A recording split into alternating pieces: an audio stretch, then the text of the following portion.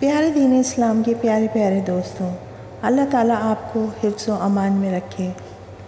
کسی ایک جگہ ایک بوڑھی مگر سمجھدار اور دانا عورت رہتی تھی جس کا خاوند اس سے بہت پیار کرتا تھا۔ دونوں میں محبت اس قدر شدید تھی کہ اس کا خاوند اس کے لیے محبت بھری شاعری کرتا اور اس کے لیے شعر کہتا تھا۔ عمر جتنی زیادہ ہو رہی تھی، باہمی محبت و خوشی اتنی ہی زیادہ بڑھ رہی تھی۔ جب اس عورت سے اس کی دائمی محبت اور خوشیوں بھری زندگی کا راز پوچھا گیا کہ آیا وہ ایک بہت ماہر اور اچھا کھانا پکانے والی ہے، یا بہت ہی حسین و جمیل اور خوبصورت ہے، یا وہ بہت زیادہ عیالدار اور بچے پیدا کرنے والی عورت رہی ہے، یا اس محبت کا کوئی اور راز ہے، تو عورت نے یوں جواب دیا کہ خوشیوں بھری زندگی کے اسباب اللہ سبحانہ و تعالیٰ کی ذات کے بعد خود عورت کے اپنے ہاتھ میں ہے۔ اگر عورت چاہے تو وہ اپنے گھر کو جنت کی چھاؤں بنا سکتی ہے، اور یہی عورت چاہے تو اپنے گھر کو جہنم کی دہکتی ہوئی آگ سے بھی بھر سکتی ہے۔ مت سوچئے کہ مال و دولت خوشیوں کا ایک سبب ہے۔ تاریخ کتنی مالدار عورتوں کی کہانیوں سے بھری پڑی ہے جن کے خاوند ان کو ان کے مال متاع سمیت چھوڑ کر کنارہ کش ہو گئے، اور نہ ہی عیالدار اور بہت زیادہ بچے پیدا کرنے والی عورت ہونا کوئی خوبی ہے۔ کئی عورتوں نے 10 بچے پیدا کیے مگر نہ خاوند ان کے مشکور ہوئے، اور نہ ہی وہ اپنے خاوندوں سے کوئی خصوصی التفات اور محبت پا سکیں، بلکہ طلاق تک نوبتیں جا پہنچیں۔ اچھے کھانے پکانا کوئی خوبی نہیں ہے۔ سارا دن کچن میں رہ کر مزے مزے کے کھانے پکا کر بھی عورتیں خاوند کے غلط معاملات کی شکایت کرتی نظر آتی ہیں، اور خاوندوں کی نظروں میں اپنی کوئی عزت نہیں بنا پاتی۔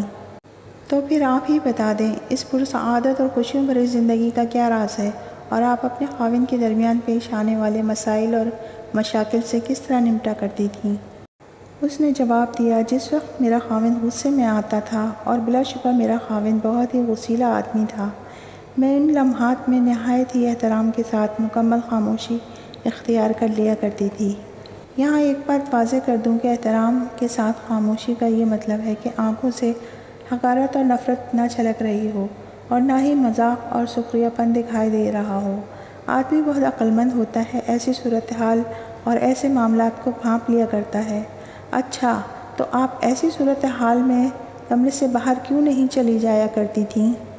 اس نے کہا، خبردار ایسی حرکت نہ کرنا، اس سے تو لگے گا کہ تم اس سے فرار چاہتی ہو اور اس کا نقطہ نظر نہیں ماننا چاہتی۔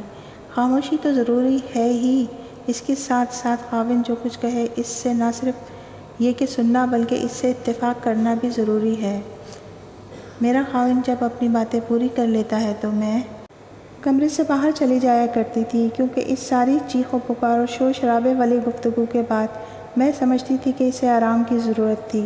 کمرے سے باہر نکل کر میں اپنے روزمرہ گھریلو کام کاج میں مشغول ہو جایا کرتی تھی، بچوں کا کام کرتی، کھانا پکانے اور کپڑے دھونے میں وقت گزارتی، اور اپنے دماغ کو اس جنگ سے دور بھگانے کی کوشش کرتی جو میری خاوند نے میرے ساتھ کی تھی۔ تو آپ اس ماحول میں کیا کرتی تھیں؟ کئی دنوں کے لیے لا تعلقی اختیار کر لینا، اور خاوند سے ہفتہ 10 دن کے لیے بول چال چھوڑ دینا وغیرہ؟ اس نے کہا، نہیں، ہرگز نہیں۔ بول چال چھوڑ دینے کی عادت انتہائی گھٹیا فعل ہے، اور خاوند کے ساتھ تعلقات کو بگاڑنے کے لیے دو رخی تلوار کی مانند ہے۔ اگر تم اپنے خاوند سے بولنا چھوڑ دیتی ہو تو ہو سکتا ہے شروع میں اس کے لیے بہت ہی تکلیف دہ عمل ہو۔ شروع میں وہ تم سے بولنا چاہے گا اور بولنے کی کوشش بھی کرے گا، لیکن جس طرح دن گزرتے جائیں گے وہ اس کا عادی ہوتا چلا جائے گا۔ تم 1 ہفتے کے لیے بولنا چھوڑو گی تو اس میں 2 ہفتوں تک نہ بولنے کی استعداد آ جائے گی، اور ہو سکتا ہے تمہارے بغیر بھی رہنا سیکھ لے۔ خاوند کو ایسی عادت ڈال دو کہ تمہارے بغیر اپنا دم بھی گھٹتا ہوا محسوس کرے، گویا تم اس کے لیے آکسیجن کی مانند ہو، اور تم وہ پانی ہو جس کو پی کر وہ زندہ رہ سکتا ہے۔ اگر ہوا بننا ہے تو ٹھنڈی اور لطیف ہوا بنو، نہ کہ گرد آلود آندھی۔ اس کے بعد آپ کیا کیا کرتی تھیں؟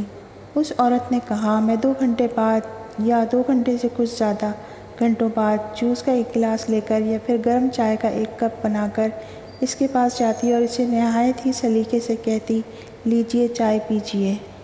مجھے یقین ہوتا تھا کہ وہ اس لمحے چائے یا جوس کا متمنی ہوتا تھا۔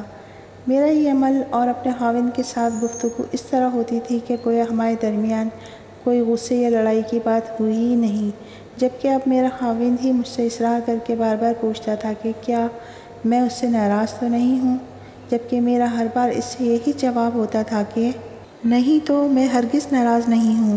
اس کے بعد وہ ہمیشہ اپنے درشت رویے کی معذرت کرتا تھا اور مجھ سے گھنٹوں پیار بھری باتیں کرتا تھا۔ تو کیا آپ اس کی ان پیار بھری باتوں پر یقین کر لیتی تھیں؟ ہاں بالکل، میں ان باتوں پر بالکل یقین کرتی تھی۔ میں جاہل نہیں ہوں۔ کیا تم یہ کہنا چاہتی ہو کہ میں اپنے خاوند کی ان باتوں پر تو یقین کر لوں جو مجھے غصے کی حالت میں کہہ ڈالتا ہے، اور ان باتوں پر یقین نہ کروں جو مجھے پرسکون حالت میں کرتا ہے؟ تو پھر آپ کی عزت اور عزت نفس کہاں گئی؟ کاہے کی عزت اور کون سی عزت نفس؟ کیا عزت اسی کا نام ہے کہ تم غصے میں آئے ہوئے شخص کی تلخ و ترش باتوں پر تو یقین کر کے اسے اپنے عزت نفس کا مسئلہ بنا لو، مگر اس کی ان باتوں کی کوئی اہمیت نہ دو جو وہ تمہیں پیار بھرے اور پرسکون ماحول میں کہہ رہا ہے؟ میں فوراً ہی ان کی غصے کی حالت میں دی ہوئی گالیوں اور تلخ و ترش باتوں کو بلا کر ان کی محبت بھری مفید باتوں کو غور سے سنتی تھی۔ جی ہاں، خوشگوار اور محبت بھری زندگی کا راز عورت کی عقل کے اندر موجود تو ہے، مگر یہ راز اس کی زبان سے بندھا ہوا ہے۔ پیارے اسلامی دوستوں، شیطان جب دو میاں بیوی کے درمیان لڑائی یا علیحدگی کرواتا ہے تو وہ سب سے زیادہ خوش ہوتا ہے۔ ہمیں چاہیے کہ ہم اپنی باہمی محبت اور اتفاق سے اسے شکست دیں۔